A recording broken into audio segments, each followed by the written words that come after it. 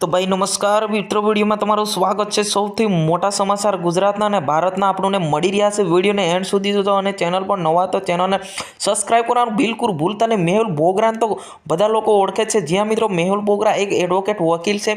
એમના પર જાનલેવા હુમલો દ્વારા કરવામાં આવ્યો છે। કોના દ્વારા કરવામાં આવ્યો, શું કેમ કરવામાં આવ્યું, એ પણ આપણે વિડીયોની અંદર જાણવાના છે। એટલે વિડીયોને બિલકુલ સ્કીપ ના કરતા। જેમ કે આ છે કે મેહુલ બોગરા એમના કામ માટે બજાર જઈ રહ્યા હતા, ત્યારે એક કાળા કાચવાળી એક સ્વિફ્ટ ગાડી એમને જોવા મળી હતી। સ્વિફ્ટ ગાડીમાં એક પોલીસનો લોગો લગાવેલો હતો અને કાળા કાચવાળી ગાડી હતી, એમાં કંઈ પણ પ્રકારનું દેખાતું ન હતું। ત્યારે મેહુલ બોગરા નીચે ઉતર્યા અને નીચે ઉતરીને પછી ગાડી આગળ ગયા। ગાડી આગળ જે ઊભા રહ્યા પછી જે ગાડીમાં હતા એ પોલીસ પીઆઈ સાહેબ હતા અને પીઆઈ સાહેબને બહાર આવવાનું કીધું અને બહાર આવ્યા પીઆઈ સાહેબ અને પછી મેહુલ બોગરા પર હુમલો કર્યો।